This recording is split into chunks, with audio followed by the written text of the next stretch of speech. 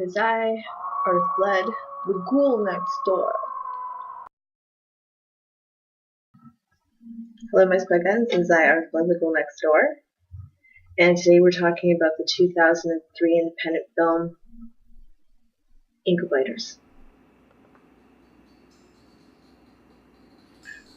Okay, so the premise of this on the surface is pretty simple. We have a group of vampires who happen to be dwarfs,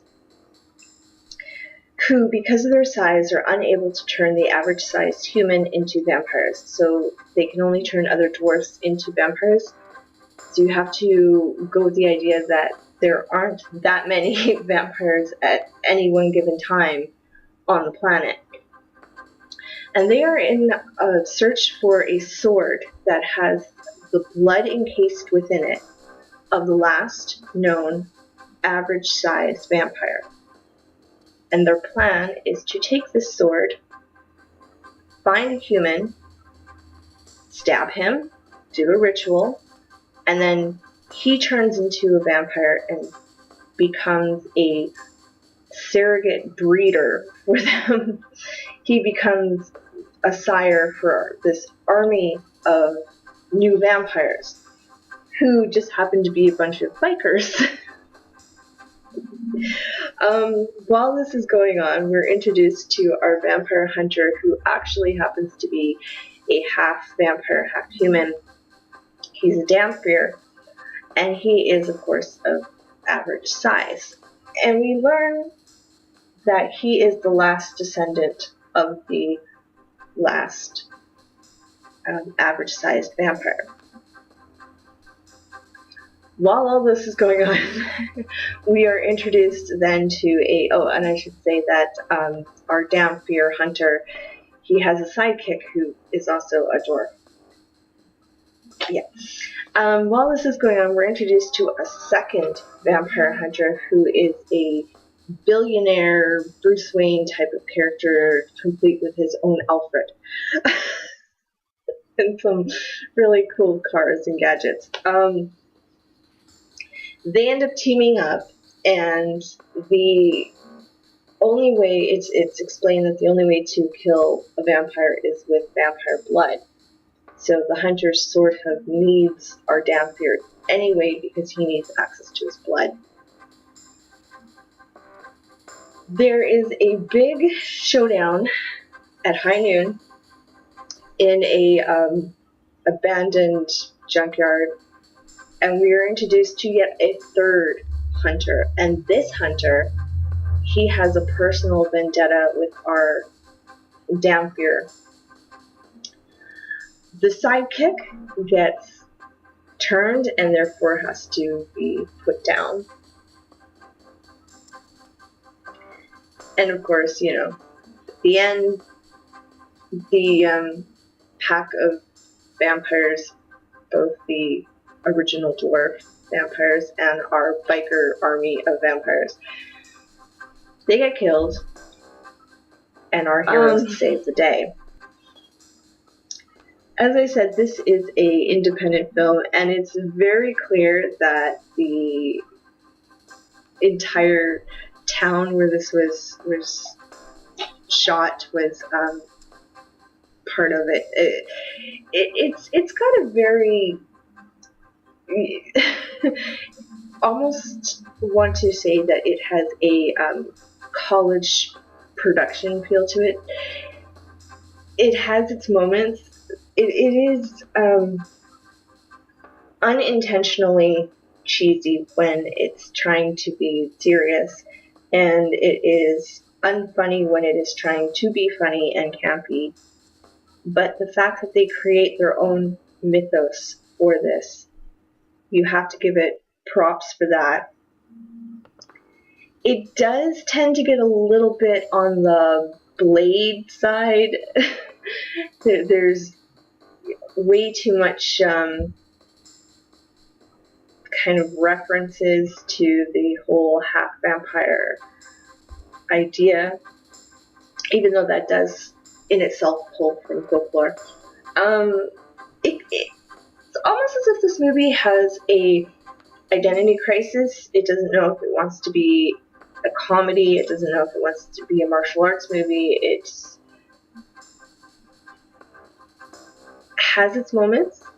Again, I come back to the idea that it has a semi-original idea. The heart is there. The technique is not.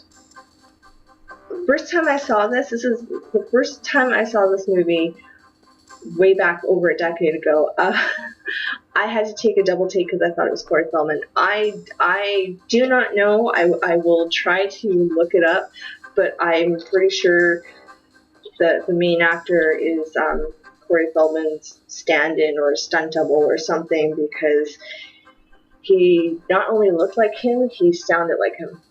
So, what do I think some of the themes and metaphors for this is? Well, size does matter. But then there's the idea that they have to use a surrogate. That in itself is ingenious. You could almost point that in the direction of a social commentary, but I don't necessarily want to do that. You can kind of draw your own conclusions on that. It's created its own mythos. Always good to see a vampire movie create its own, or a vampire story in general, for that matter, create its own mythos.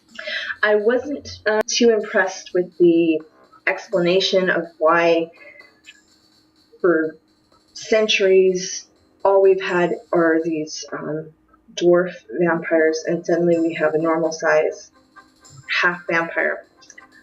And that they just kind of say, oh, well, he's a descendant of the last known. And it's like, okay, that's great, but give me more. It's mentioned once and it's never played on again. It's never brought back around. It's just almost like a throwaway thought. I would have liked to have seen them expand more on the mythos. Who killed the last average-sized vampire? How did the lead character trace his family back to him? There's just a few little plot holes that I think could have been a little more thought out. What I really did not like about this movie, there were moments where it just broke down into, let's do this just because we have the function button on our camera to do this, with the slow motion and some kind of weird angles. It was trying to be stylized when that didn't fit with the rest of the story, and because this isn't an independent film, the actors had a lot of dialogue to learn, and some of it just didn't feel like it was being delivered right. They memorized 10 pages and that was it. There was no emotion behind it. There was no. A lot of the shots were very robotic and very standstill and very not well planned. The gun montage was not needed. I don't know if they threw certain scenes in just to expand on the time frame of it so that they would have a 90-minute film, or what the case is, but there's a weapons check scene. This montage of them just checking their weapons to make sure they have what they need, and it goes on for, I would say, close to 5-6 minutes. It could have been done in 30 seconds to 45 seconds. It wasn't really necessary. There was a couple of scenes where we see our surrogate breeder vampire character. He's starting bar fights. Okay, we learn later on that it is to create this army of biker vampires, but the scenes are long and they're kind of misplaced. I don't know if it was just the pace of them or if it was where they were actually put within the movie. They just felt a little jarring, for lack of a better term. Again, I come back to the idea that some of the scenes weren't thought out as well as they could have been. They were very stiff. Nothing in this movie comes across naturally. Everything is very, we just learned 10 lines, let's deliver them. There's no flow. There's no flow. Again, I come back to the idea, if this movie was actually given a real budget, they could have done so much with this. You know, if the heart was there, the technique was not. I'm Lauren Flood. Thank you for tuning in. Subscribe if you haven't. Tune in again. Tune in often. Leave me a comment. Show me some love. Until next time, creeping screams.